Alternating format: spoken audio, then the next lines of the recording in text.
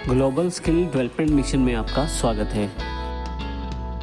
Font colour को दिखाता है। आप यहाँ पे कोई भी कलर लेके क्लिक कर दीजिए, देखिए वो फ़ॉन्ट कलर अवेलेबल हो जाएगा आपके पास। अगर आप नहीं चाहते को कलर देना तो यहाँ पे नो फिल क्लिक कर दीजिए। अगर आप फिल कलर में जाके नो कलर फिल कर देंगे तो वहाँ से कलर हट जाएगा। इसी तरह से अगर आप यहाँ पे ऑटोमेटिक कलर कर देंगे फ़ॉन्ट कलर में तो ये कलर सिंपल ब्लैक कलर में वापस आ जाएगा। इस तरह से ये हमारी फ़ॉन्ट के ऑप्शन है जिनका हमने अभी अध्ययन किया है। नेक्स्ट ग्रुप जो हमारे पास अवेलेबल है वो है अलाइनमेंट का। अलाइनमेंट को समझने से पहले हम लोग ये जानकारी लेते हैं कि जो आपकी कॉलम्स और रोज की आप हाइट और विड्थ बढ़ा सकते हैं। इसके लिए आप केवल माउस को दो कॉलम्स के बीच में रखिए। जो बीच वाली लाइन है आप देखेंगे कि प्लस का एक निशान आ जाता है। अब आप लेफ्ट क्लिक दबा के अगर लेफ्ट साइड या राइट साइड मूव करते हैं तो वो कॉलम की विड्थ बढ़ा देगा। इसी तरह से दो रोज के बिल्कुल बीच में सेंटर में रखेंगे तो आप रोज की हाइट भी बढ़ा सकते हैं। अब हम लोग समझते हैं अलाइनमेंट को। देखिए मैं सिलेक्ट कर लेता हूं अपना डेटा। यहां से हमारे पास काफी तरह के अलाइनमेंट अवेलेबल है, जिसमें टॉप अलाइनमेंट, जिसमें सारे अक्षर देखिए जितने भी अक्षर हैं वो सब टॉप साइड पे चले गए हैं, मिडल और बॉटम अलाइनमेंट। इसी तरह से लेफ्ट अलाइनमेंट, सेंटर और राइट। तो इस तरह के अलाइनमेंट का प्रयोग कर सकते हैं। मैं मिडल अलाइनमेंट का प्रयोग कर लेता हूं ताकि मेरे जितने भी अक्षर हैं वो मिडल में अवेलेबल हो जाएं।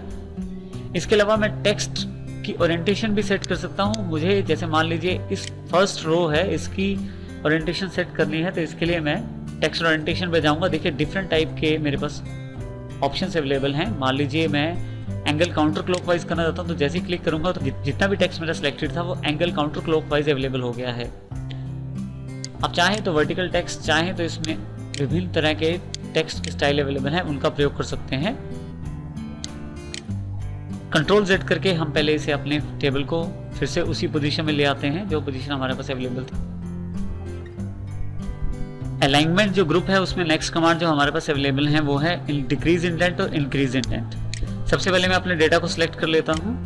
मैंने थोड़ी सी कॉलम की विड्थ बढ़ा दी है। अब यहाँ से अगर मैं डिक्रीज और इंक्रीज इंडेंट का प्रयोग करना चाहता हूँ तो देखिए सबसे पहले इंक्रीज इंडेंट पे क्लिक करूंगा तो जितना भी डेटा है वो राइट हैंड साइड ट्रांसफर हो रहा है। इसी तरह से इंक्रीज इंडेंट में डेटा राइट साइड ट्रांसफर होता है, डिक्रीज इंडेंट में ही data left hand side transfer हो रहा है। ध्यान रखिएगा कि अलाइनमेंट भी इंडेंट पे असर डालती है, इसलिए अलाइनमेंट का प्रयोग करते समय ध्यान रखिए आपके डिक्रीज इंक्रीज इंडेंट के प्रयोग को।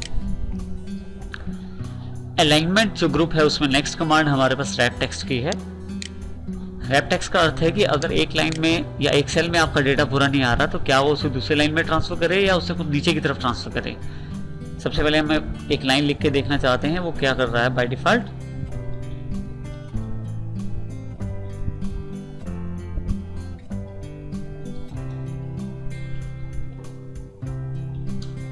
देखिए जैसे मैं एक लाइन लिखता हूं उसको दूसरे सेल में ट्रांसफर कर देता है।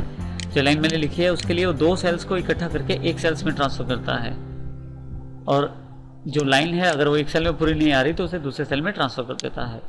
अब मैं रैप टेक्स्ट ऑन करता हूं।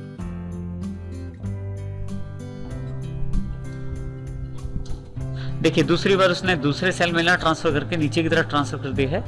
तो अगर रैप टेक्स्ट ऑन होगा तो इस तरह का फायदा हमें मिल सकता है। हम चाहें तो डेटा को नीचे की तरफ ट्रांसफर कर सकते हैं। अलाइनमेंट ग्रुप में नेक्स्ट कमांड जो हमारे पास अवेलेबल है मर्ज इन सेंटर। देखिए मेरे पास इंडिया इज ग्रेट नाम से एक लाइन लिखी हुई है एक सेल के अंदर। अगर इसको मैं दो सेल्स या तीन सेल्स में इकट्ठा लाइन देखना चाहता हूं तो इसके लिए मेरे पास मर्ज इन सेंटर की कमांड है। जैसे मैं क्लिक करूंगा दो सेल्स को इकट्ठा करके जो मेरा टेक्स्ट है उसे सेंटर में ला देगा। इस तरह से मैं मर्ज और सेंटर का प्रयोग कर सकता हूं।